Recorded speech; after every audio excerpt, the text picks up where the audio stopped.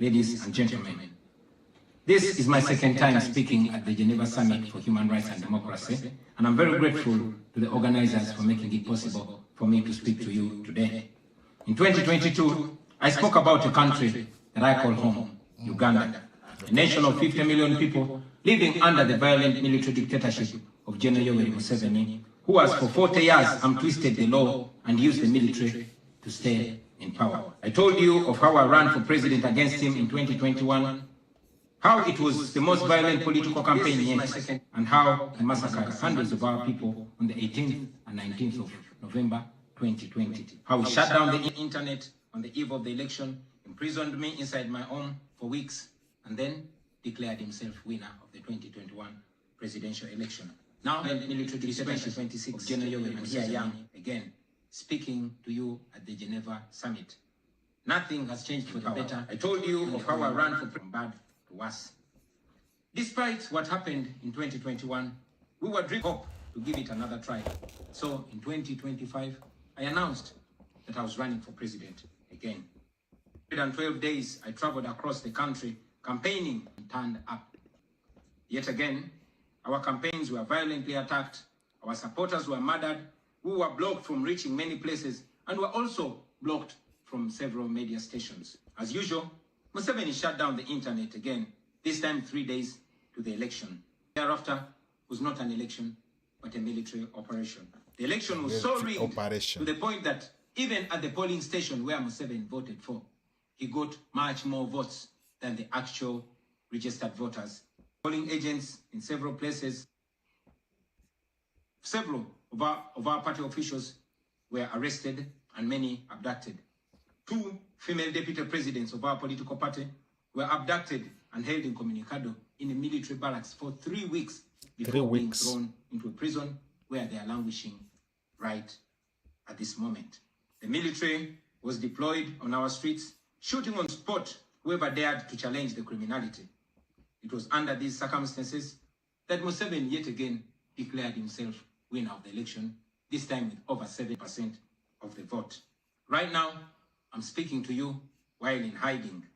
This is because as soon as the election was finished, Museveni's son, who is also chief of the Ugandan military, issued an order to take me to him, dead or alive. The military acted on his order and raided my home. They tortured my family members, humiliated and undressed my wife, accusing her of hiding me. Meanwhile, they were recording and taking pictures of her, which the military chief later on shared on Twitter and bragged about capturing my wife.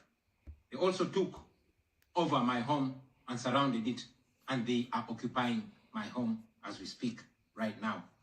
My wife and children had to flee the country for fear of their lives. I am in hiding, but I don't want to be in hiding. It was necessary though, so I can stay alive and able to speak to you right now. I've said it before and I say it again, that I'll resurface at the right time in my country. I feel like the international community has abandoned us. They've ignored us and they've left us to the fate of dictators. When I ran for president in 2021, Museveni and his thugs denied their crimes. They killed our people and denied it. They tortured people and denied it. They raided our houses and denied it. General Museveni has been a smart dictator because he puts on a suit, goes to the West and to the UN, speaks very nicely about democracy and human rights, but realistically, he does not mean any of those. He talks about our so-called Human Rights Commission in Uganda, but the same person closed the UN Human Rights Office in Uganda 2 years ago because they dared to question him about his atrocities. Now that is how he has been able to maintain a facade of democracy for 40 years and counting. But now Museveni is 83 years old, and his 51-year-old son, Muhoozi commands our military, the Uganda People's Defense Forces, more like Uganda's defense against his own people. And he's effectively in charge. And like his father, Muhoozi does not play the role of a good dictator. He openly and shamelessly says despicable things on social media. On Twitter, he openly confesses and brags about committing atrocities against the people of Uganda. When he was summoned by Parliament, he called Parliament a house of clowns and fools, and he threatened to arrest all of them. He describes judges of the Supreme Court of Uganda as clowns in wigs, and he has threatened to crush all journalists that dare to criticize his actions. In April last year, he abducted, detained, and tortured my close friend and bodyguard called Eddie Sebufu, also known as Eddie Mutwe. He later on posted on Twitter naked pictures of Eddie, boasting that Eddie Mutwe was in his basement learning Museveni's man to Nyankole. Last month, he bragged about killing 22 of my friends, and he said that he's praying that I am the 23rd person for him to kill. In other words, Museveni and his son no longer fear international retaliation for their crimes. They've been so emboldened by your lack of action. They know that they can murder their own people, imprison them, torture them, remove their fingernails, push needles down their testicles, and nothing will happen to them. Now, they're using rape as a weapon. Boys and girls, men and women, people of all ages have reported being sexually assaulted by Muhoozi's military. And it's not rare. The majority of the people that they capture and unlawfully imprison have reported being raped, whether men or women. It is no longer possible, ladies and gentlemen, for the international community to deny Museveni's violence and atrocities. It's all over social media. And today, I am talking about it to you. Now, this is our call to action. Democracy and human rights. You can rein in on General Museveni and his son through targeted sanctions as well as financial and legal pressures. Ladies and gentlemen, Ugandans are not seeking for pity. Ugandans are only seeking to see the world take action against the individuals that have violated their rights for far too long. Those that have abused democracy with impunity should be the starting point. Please sanction these individuals. Sanction General Museveni. Sanction General Muhoozi. Sanction all the police and military officers that are responsible for gross human rights violations. Sanction those commanders. Sanction the judicial officers that have aided criminality through deliberately misinterpreting the law or skewing it. Those that normalize electoral fraud. Those that remand to prison suspects that should actually be sent to hospital. Sanction these individuals because their combined efforts in the last election effectively give autocracy a blank check to rule over the people of Uganda for 5 years. We call upon the international community to treat General Museveni exactly how they treated Idi Amin, because Idi Amin did what he did to Ugandans for only 8 years. Museveni has done much worse to the people of Uganda, and it has been for 40 years and counting. Because of the inaction of the international community, Museveni's mode of dictatorship and human rights violations is being seen as acceptable in the region, and it must be stopped before it is exported to other countries in the region and in the continent. We ask the international community not to recognize Museveni's regime because it is not legitimate. Please terminate any forms of cooperation with this government because he is not legitimate. On our end, as the people of Uganda, we are committed to non-violent means of changing our country, non-violent means of putting an end to this 40-year-old dictatorship. And you can be sure that the people of Uganda will sooner or later free themselves, because oppressed people cannot stay oppressed forever. With your help, friends, with the help of the international community and development partners, we can change our country. We can liberate Uganda before it is too late. Thank you for listening to me, for God and my country. Wow. Wow. That was a good speech. Very broad and insightful speech. Let's see what people are saying.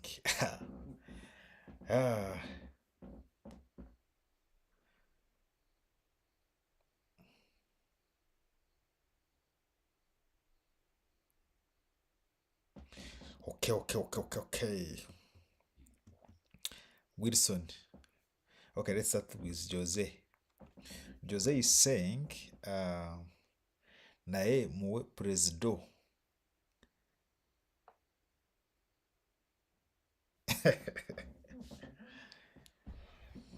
Presido is very serious. It is only us Ugandans who are not serious. We Ugandans, we are not serious. But Presido, meaning Bobi Wine, that for him is very serious. Are serious? No. Hey, promise the rich the rich is like so articulate. It was a very nice speech. Hey, Wilson Best. Wilson Best. For sure, hooligans and criminals do not learn from the past. Even when you know very well it's a waste of time, you will still say, my president. I hope it is someone hiding like a rat.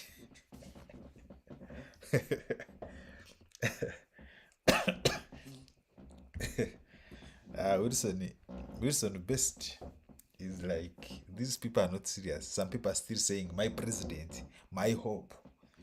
Yet someone is hiding like a rat.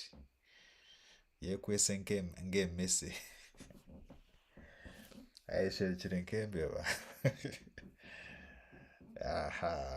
That is serious. That is serious. The cadre is like, I see a gathering of losers. I see a gathering of losers. And some foolish Ugandans think everyone from the West is legit. A bunch of losers.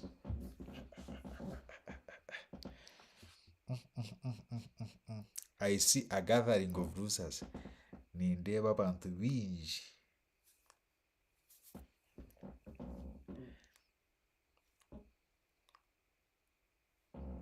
Abatinde chogarka. In one place. And some foolish Ugandans think reason to wake up in the morning and say thank you, Lord, for blessing us with him. Together someday, we will stand and say it was hard, but Lord gave us victory. That is Meriton. That we love you from the bottom part of the heart.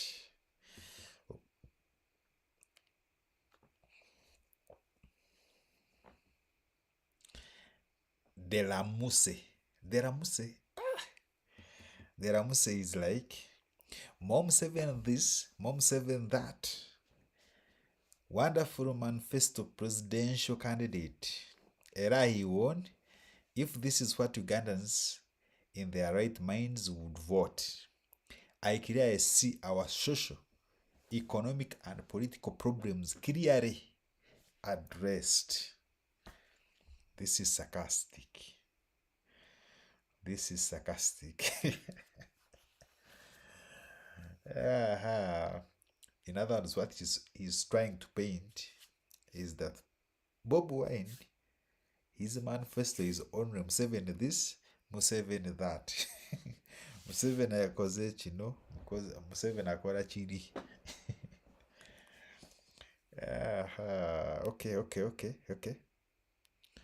Karidi is like, Commander 001 is here, bad Bobi Wine.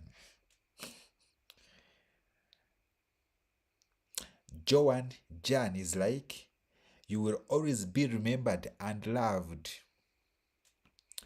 You will always be remembered and loved. Yes.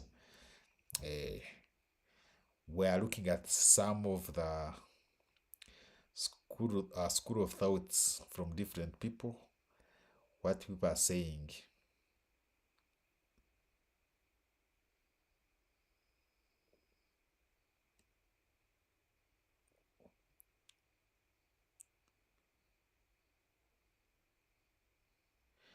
Okay.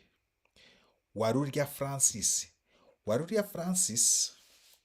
is like, if ICC was working as they have Konyi on their most wanted list, Museveni would be on it too for crimes against humanity.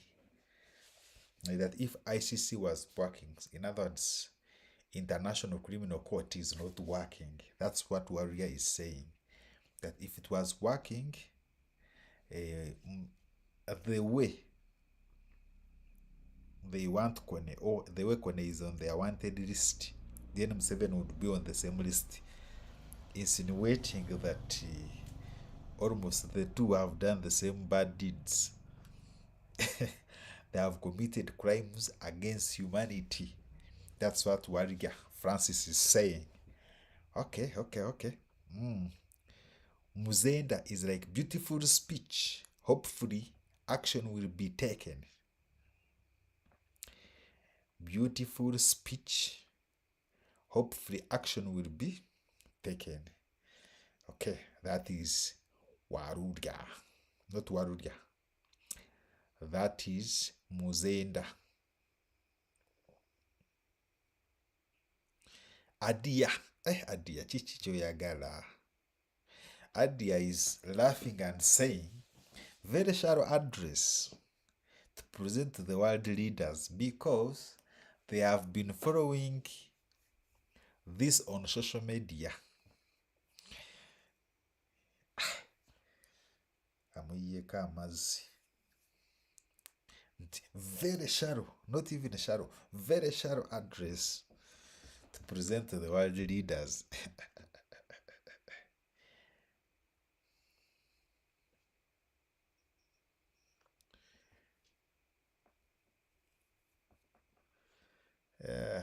Let's have one comment. Only one comment. And Sir Samuel Baker is like, as usual, Museveni this, Museveni that. Same boring, same old comedy. So in other words, that is serious. I think the speech wasn't so bad. It wasn't bad. He had some things from bottom of his heart that he wanted to raise. And he did so. But many people here, they were like, he would have presented a better, maybe presentation. Looking at, for example, manifesto, what. Instead of focusing on just, it's like reporting in primary. This one is making noise. This one has refused to sweep the classroom, you get. So many people, that's what they were talking about here. That he focused on address, or like on talking about Museveni and Muhoozi, get. So basically, but I think it was okay. There were very many issues raised, and he expressed what he felt on his heart, which is okay. Basically, what do you think about this video? Like, share, subscribe. Take a candle in the comment section. See you in the